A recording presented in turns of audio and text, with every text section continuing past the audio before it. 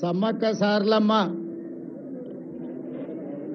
గద్దెలు మరియు ప్రాంగణ పునర్నిర్మాణ కార్యక్రమానికి సభాధ్యక్షత వహించిన సోదరిమణి మా ఇంటి ఆడబిడ్డ తెలంగాణ రాష్ట్ర మంత్రివర్యులు దనసరి అనసూయ సీతక్క గారు ఈ కార్యక్రమంలో నాతో పాటు ముఖ్య అతిథులుగా విచ్చేసిన వరంగల్ ఇన్ఛార్జ్ మంత్రివర్యులు పొంగులేటి శ్రీనివాసరెడ్డి గారు, అదేవిధంగా దేవాదాయ ధర్మాదాయ అటవీ పరిరక్షణ శాఖ మంత్రివర్యులు సోదరిమణి కొండా సురేఖమ్మ గారు, అదేవిధంగా మిత్రులు మంత్రివర్యులు అడ్లూరి లక్ష్మణ్ గారు, అదేవిధంగా స్థానిక పార్లమెంట్ సభ్యులు బలరాం నాయక్ గారు, వరంగల్ పార్లమెంట్ సభ్యురాలు సోదరిమణి డాక్టర్ కావ్య గారు,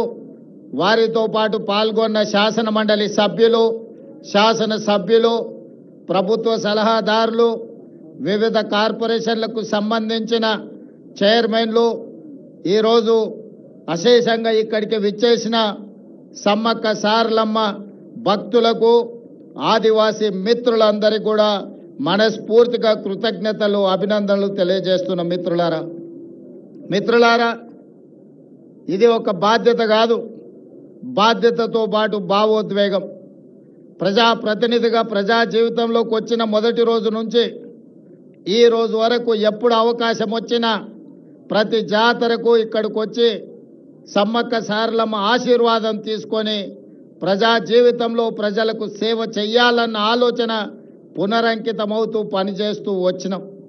దాదాపుగా ఇప్పటికీ 17-18 సంవత్సరాల నుంచి వరుసగా ఈ ప్రాంతాన్ని సందర్శించుకోవడం, ఈ ప్రాంతం యొక్క అభివృద్ధి గురించి మాట్లాడుకోవడం, ఆనాటి పాలకులకు పెద్దలకు విజ్ఞప్తులు చేయడంతోనే సరిపోయింది.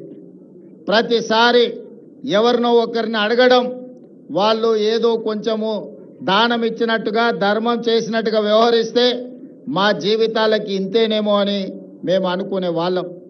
కానీ 2023 ఫిబ్రవరి 6 నాడు ప్రజాపాలన తీసుకురావాలి, ప్రజల దగ్గరికి వెళ్ళి వారి సమస్యలు తెలుసుకోవాలని ఆలోచన చేసినప్పుడు ఎక్కడి నుంచి ఈ పాదయాత్ర మొదలు పెట్టాలి అని చర్చ జరిగింది. మిత్రులు చాలా రకాలుగా సూచనలు సలహాలు ఇచ్చిండ్రు. చివరికి నేను పెద్దలు వేం నరేందర్ రెడ్డి గారు ఆలోచన చేసి అక్కడో ఇక్కడ ఎక్కడో కాదు, మా ఇంటి ఆడబిడ్డ అయిన సీతక్క ప్రాంతం నుంచి మేడారం జాతర సమ్మక్క సారలమ్మ ఆశీర్వాదం తీసుకొని పాదయాత్ర మొదలు పెడదాం, ఒక సంకల్పం తీసుకొని బయలుదేరిన వాళ్ళు ఎవరు చరిత్రలో ఓడిపోలేదు. కాబట్టి ప్రజలకు ప్రజాపాలన అందించాలన్న సంకల్పంతో మనము సమ్మక్క సారలమ్మ ఆశీర్వాదం తీసుకొని బయలుదేరదామని ఆనాడు ఇక్కడి నుంచి పాదయాత్ర మొదలు పెట్టినాం. సరిగ్గా 2 రోజులు 3 రోజుల ముందే సీతక్కకు చెప్పినాం. సీతక్క అన్నది, అన్న సమయం లేదు, 24 గంటలు 48 గంటల్లో ఈ కార్యక్రమం చేయడం కష్టం అవుతుందేమో అని. నేనన్నా, అక్క సంకల్పం ఉంటే కార్యక్రమం విజయవంతం అవుతుంది, నువ్వు ఎలాంటి ఆలోచన చెయ్యకు, పనులు మొదలుపెట్టు అని చెప్పి ఆనాడు ఫిబ్రవరి 6, 2023 నాడు ఇదే గద్దెల నుంచి గద్దెల ముందు ప్రణమిల్లి ఖచ్చితంగా ఈ తెలంగాణకు పట్టిన చీడ పీడ విరగడి కలిగిస్తాం, దొరల పాలన నుంచి ప్రజా పాలనకు తీసుకొస్తామని ఇక్కడ వేదిక మీద నుంచి ఆనాడు చెప్పడం జరిగింది. అందుకే మిత్రులారా, ప్రజలు ఆశీర్వదించారు, అవకాశం వచ్చింది. ఈనాడు అభివృద్ధి కార్యక్రమాలు చేయాలన్న సంకల్పంతో ముందుకు వెళ్తున్నాం. అభివృద్ధి అంటే అద్దాల మేడలు రంగుల గోడలే కాదు, ప్రజల జీవన ప్రమాణాలు పెంచాలి. ముఖ్యంగా ఆదివాసీలు అంటే ఈ దేశం యొక్క మూలవాసులు. ఆ ఆదివాసీల యొక్క, గిరిజన సోదరుల యొక్క, లంబాడి సోదరుల యొక్క అభివృద్ధిని ఏ ప్రభుత్వం అయితే భుజాల మీద మోస్తుందో అదే ఆ ప్రాంతం యొక్క ప్రజల యొక్క అభివృద్ధి అని నేను సంపూర్ణంగా విశ్వసిస్తున్నా. అందుకే ఈనాడు ఆదివాసీ ప్రాంతాలలో, తండాలలో, గూడాలలో, మారుమూల పల్లెల్లో వాళ్ళ యొక్క సంక్షేమానికి, వాళ్ళ యొక్క అభివృద్ధి కార్యక్రమాలకి ఈరోజు ప్రభుత్వం ప్రణాళికలు అందిస్తుంది. ఈరోజు ప్రతి నియోజకవర్గానికి 3500 ఇండ్లు 4,50,000 ఇందిరమ్మ ఇండ్లు పేదోళ్లకు అందించిన తర్వాత మరి ఆదివాసీలు గిరిజనులకు సరిపోవడం లేదు అని నా దృష్టికి ఎమ్మెల్యేలు తెస్తే ఐటీడీఏ ప్రాంతాలలో అదనంగా గిరిజనులకు ఆదివాసీలకు మళ్ళీ 22,000 ప్రత్యేకంగా ఇండ్లు ఇచ్చి ఆదివాసీ బిడ్డలు ప్రతి వాళ్ళు సొంత ఇంటిలో ఉండాలి అని మన ప్రభుత్వం ఈరోజు ప్రణాళికలు తీసుకున్నది. ఈ విధంగా ఏ విషయం వచ్చినా వాళ్ళకి ఇవ్వాల్సిన వాటా కోట ఇవ్వాల్సిందే, అదనంగా ఇంకొంత ఇవ్వాలి. ఎందుకంటే దశాబ్దాలుగా వాళ్ళకి అన్యాయం జరిగింది, నష్టం చేకూరింది. కాబట్టి వాటిని సరిదిద్దడానికి ప్రయత్నాలు చెయ్యాలి అని చెప్పి ఈరోజు మన ప్రభుత్వం ముందుకు వెళ్తుంది. అందుకే ఈనాడు సన్న బియ్యం ఇచ్చిన, రేషన్ కార్డులు ఇచ్చిన, రైతు రుణమాఫీ చేసిన, రైతు భరోసా పథకాన్ని అమలు చేసిన, ఇందిరమ్మ ఇండ్లు ఇచ్చిన, ఈరోజు దేవాలయాల అభివృద్ధి కార్యక్రమాలను చేపట్టిన, ఆదివాసీలను గిరిజనులను దృష్టిలో పెట్టుకొని వాళ్ళకి ఏ విధంగా మేలు జరుగుతుందో దాని ప్రకారం ప్రణాళికలు సిద్ధం చేసుకొని ఈనాడు మన ప్రభుత్వం ముందుకు వెళ్తుంది. గతంలో లేనంత గొప్పగా ఈనాడు దళితులకు గిరిజనులకు మన మంత్రివర్గంలో కానీ మన ప్రభుత్వంలో కానీ ఎంతో ప్రాధాన్యత ఇవ్వడం జరిగింది. పరిపాలనలో భాగస్వాములు చేసుకుంటూ ప్రణాళికబద్ధంగా వాళ్ళ అభివృద్ధి కోసం నిర్ణయాలు తీసుకుంటూ ముందుకు వెళ్తున్నాం. ఇవాళ మిత్రులారా, ఈ కార్యక్రమం ఈరోజు సమ్మక్క సారలమ్మ గద్దెల మరియు ప్రాంగణ అభివృద్ధి పునర్నిర్మాణ కార్యక్రమము జీవితంలో వచ్చిన గొప్ప అవకాశం. ప్రతి మనిషి జన్మిస్తుంటాడు, మరణిస్తుంటాడు, కానీ కొద్ది మందికే అరుదైన అవకాశాలు వస్తుంటాయి.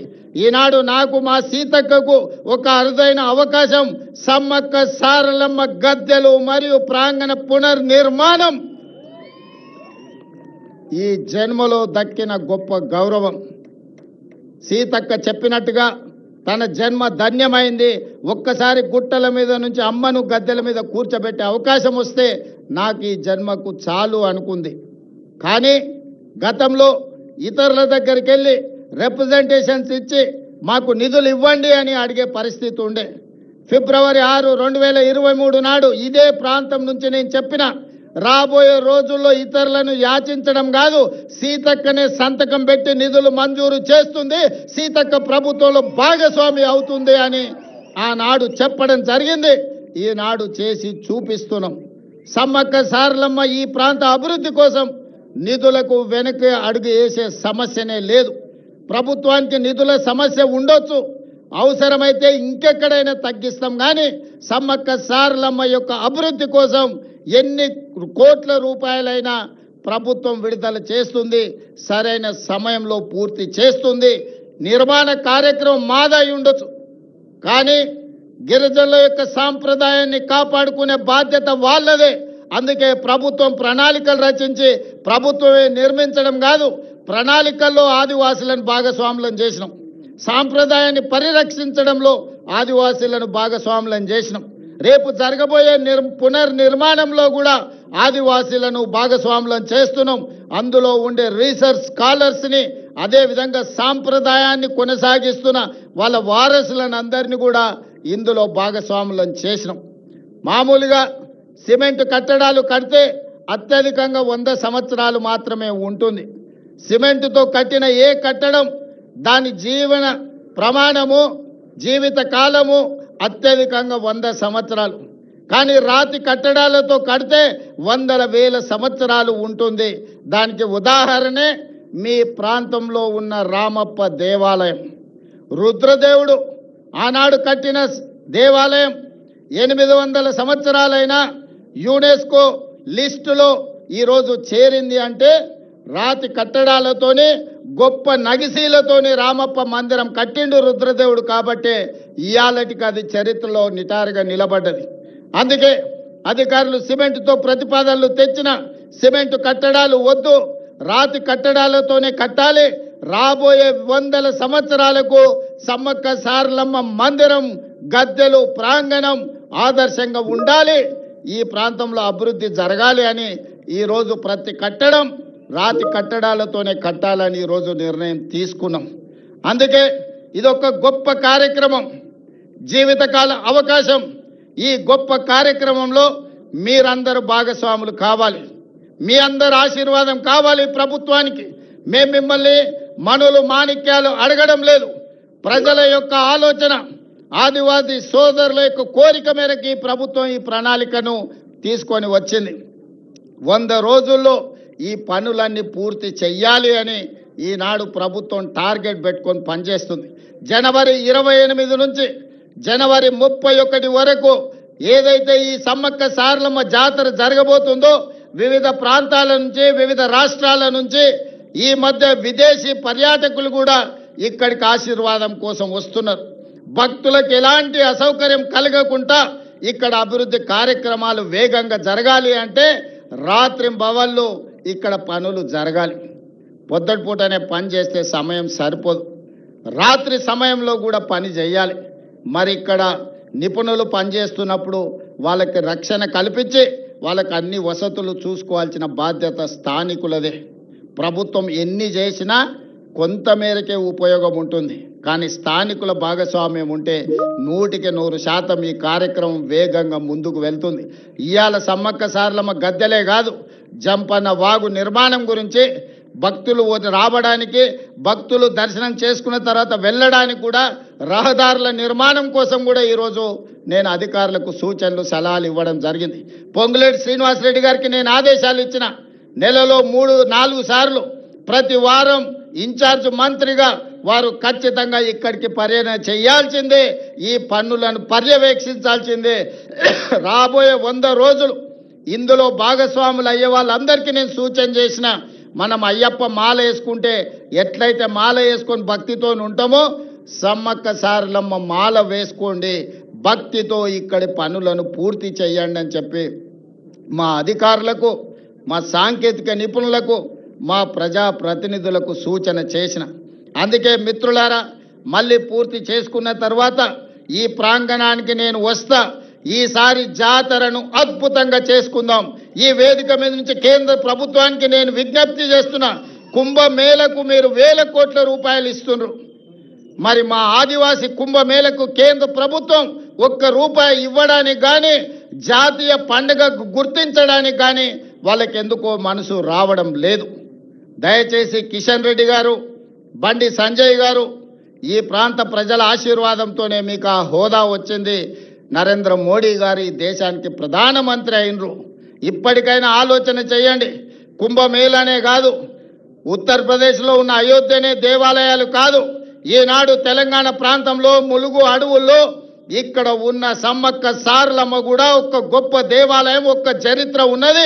ఒక పోరాట పటిమతో పౌరుషానికి మారు పేరు, రాచరికం మీద తిరుగుబాటు చేసి జెండా ఎగరేసిన సమ్మక్క సారలమ్మ జాతరకు జాతీయ పండుగ గుర్తింపు రావాలి. దీనికి కోట్ల రూపాయలు కేంద్ర ప్రభుత్వం ఇవ్వాలి. ఇవ్వకపోతే మీ ఇష్టం, నేనేమనను. కానీ సమ్మక్క సారలమ్మ అన్ని గమనిస్తున్నాయి. ఎందుకంటే ఇవాళ ఉదయం బయలుదేరే ముందు వర్షం ఉంటుంది, హెలికాప్టర్ పోదు సార్ అన్నారు.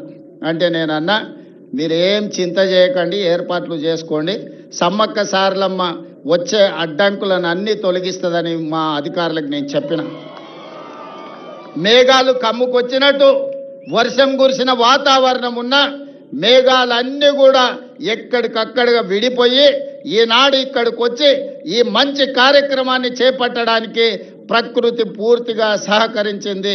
ఇవాళ ప్రకృతి ఒడిలో, ప్రకృతి వనంలో ఈరోజు ప్రకృతికే దేవతగా, దేవుళ్ళుగా ఈరోజు మనం కొలుసుకుంటున్న సమ్మక్క సారలమ్మ గద్దె మరియు ప్రాంగణ పునర్నిర్మాణానికి ప్రకృతి పూర్తిగా సహకరించింది. సమ్మక్క సారలమ్మలు ఆశీర్వదించారు. ఇక మనం ఈ సంకల్పం తీసుకొని కార్యక్రమం పూర్తయ్యే వరకు మనందరం కష్టపడి పనిచేద్దామని తెలియజేస్తూ మీ అందరి దగ్గర సెలవు తీసుకుంటున్న ధన్యవాదాలు మిత్రులారా.